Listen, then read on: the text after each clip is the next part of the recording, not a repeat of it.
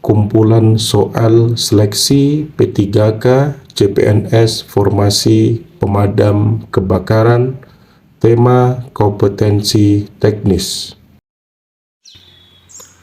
Soal yang pertama, metode pemadaman api dengan cara starving, yaitu menggunakan titik-titik. A. Air, B. Karbon dioksida, C. Bahan bakar, D. Menghentikan reaksi kimia. Metode pemadaman api dengan cara starving, yaitu dengan menggunakan bahan bakar. Soal yang berikutnya, metode pemadaman dengan cara cooling, yaitu menggunakan titik-titik. A. Air, B. Karbon dioksida, C. Bahan bakar, D. Menghentikan reaksi kimia. Jawaban yang tepat adalah dengan menggunakan air. Soal yang berikutnya, 5 metode memadamkan api berdasarkan teori terbentuknya api adalah titik-titik. 5 metode memadamkan api berdasarkan teori terbentuknya api adalah, jawabannya adalah B, yakni pendinginan, isolasi, dilusi, pemisahan bahan bakar yang mudah terbakar, dan pemutusan rantai reaksi. Soal berikutnya, mengapa menggunakan halon untuk mematikan api saat ini dilarang?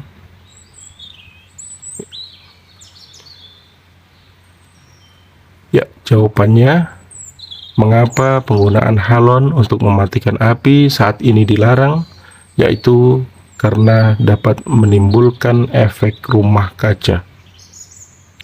Soal yang berikutnya, yang dimaksud dengan metode isolasi adalah titik-titik.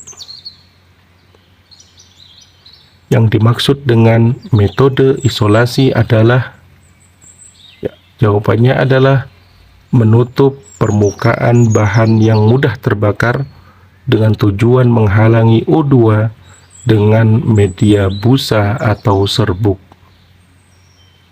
Soal yang berikutnya, ketika terjadi kebakaran di suatu gedung, maka panas akan dibawa oleh asap atau udara ke bagian lantai atas gedung tersebut. Pernyataan di atas merupakan contoh perpindahan panas dengan cara titik-titik. Ya, jawaban yang tepat, pernyataan di atas merupakan contoh perpindahan panas dengan cara konveksi. Soal yang berikutnya, 4 metode dalam memadamkan api kecuali. Berarti yang bukan. 4 metode dalam memadamkan api kecuali detektorting. Soal yang berikutnya, upaya pencegahan dalam kebakaran adalah,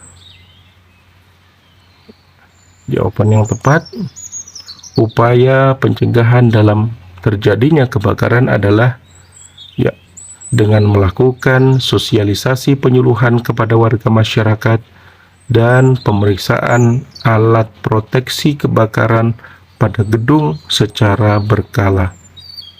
Soal yang berikutnya, persentase oksigen dalam udara adalah 20% yang akan mengakibatkan titik-titik.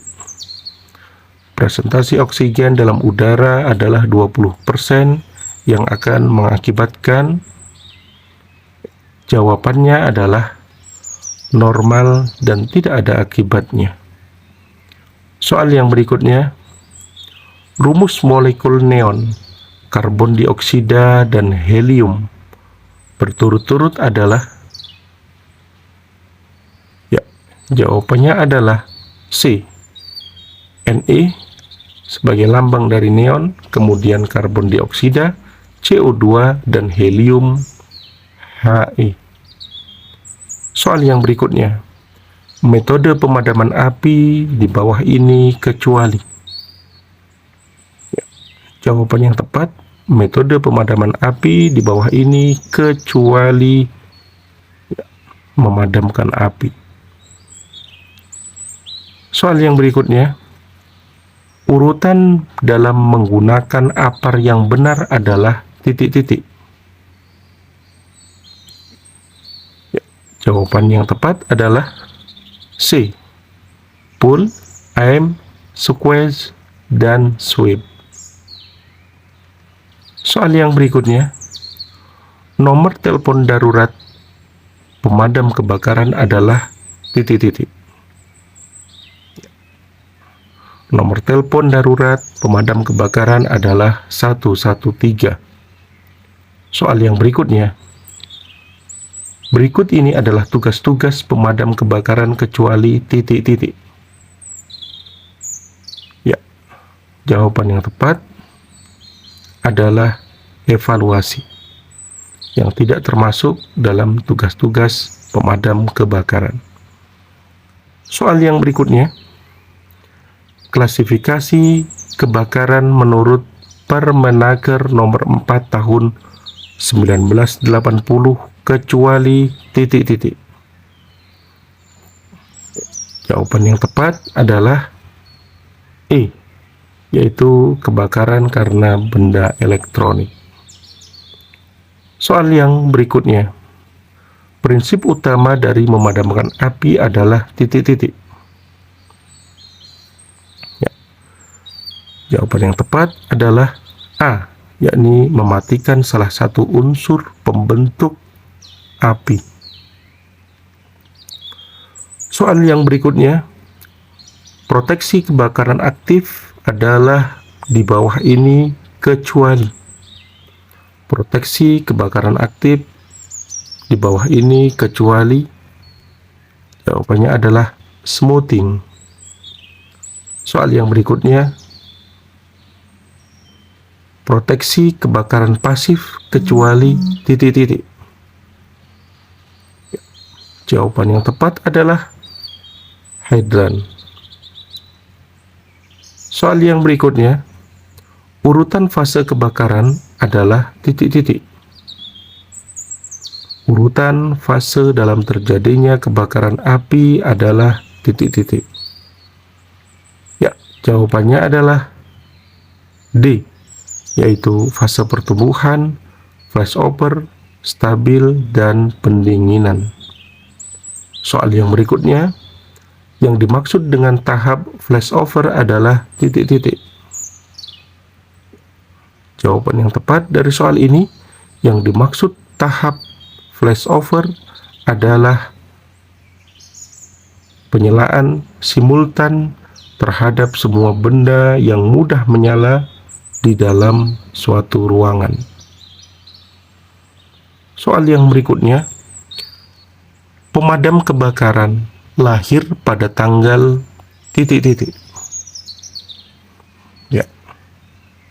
Jawaban yang tepat, pemadam kebakaran atau damkar lahir pada tanggal 1 Maret 1919 atau 1 Maret 1919.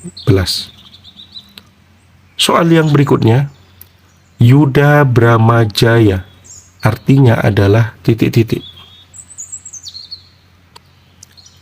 Ya, jawabannya Yuda Bramajaya artinya adalah kemenangan dan keberhasilan dalam perang melawan kebakaran. Soal yang berikutnya, tali melingkar dalam logo damkar berarti titik-titik. Ya, jawaban yang tepat, tali melingkar dalam logo pemadam kebakaran artinya adalah peralatan penyelamatan sebagai kesiagaan dan kesiapan memberi pertolongan pada korban. Soal yang berikutnya,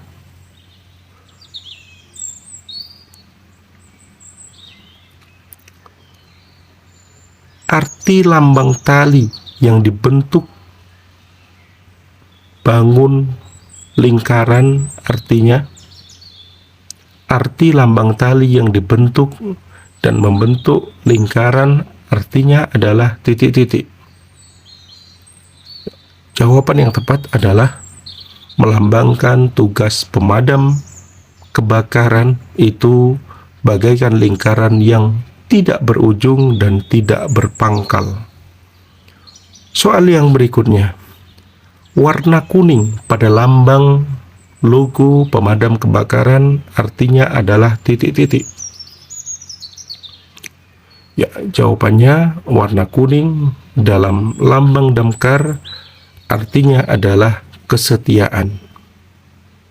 Soal yang berikutnya, 2 tangkai pada 19 lidah dalam logo damkar artinya adalah titik-titik. 2 tangkai 19 lidah pada logo damkar artinya adalah melambangkan bahwa bahaya kebakaran selalu mengintai. Soal yang berikutnya, bagian dalam dari lambang damkar berupa 2 jenis kelengkapan kerja, yaitu titik-titik. Ya, bagian dalam lambang damkar terdapat 2 jenis kelengkapan kerja, yaitu adalah kapak, nozzle, dan selang. Soal yang berikutnya, arti 5 kelopak bunga wijaya pada logo damkar adalah titik-titik.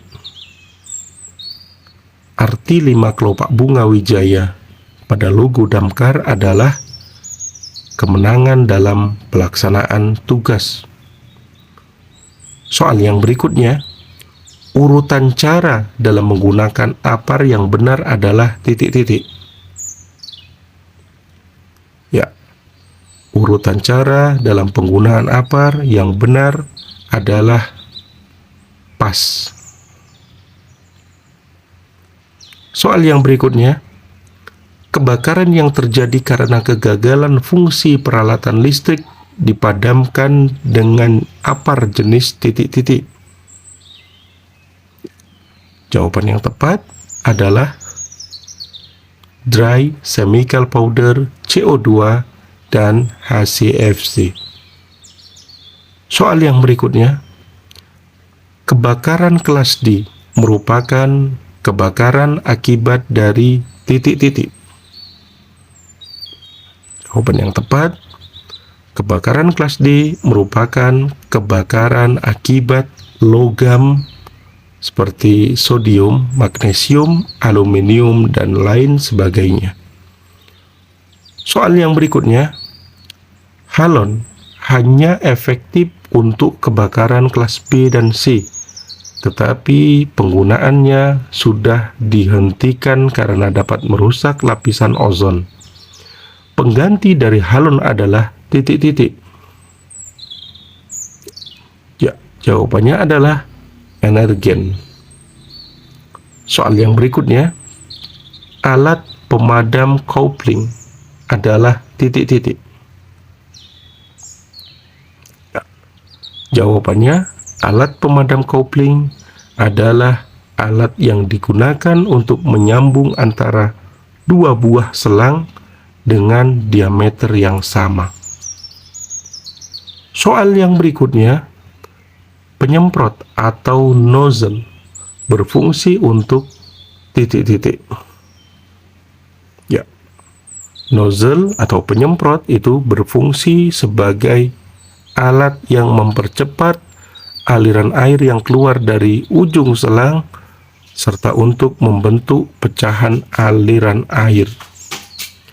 Soal yang berikutnya, cara pencegahan untuk kebakaran akibat bahan-bahan non-logam seperti kertas dan kayu adalah titik-titik.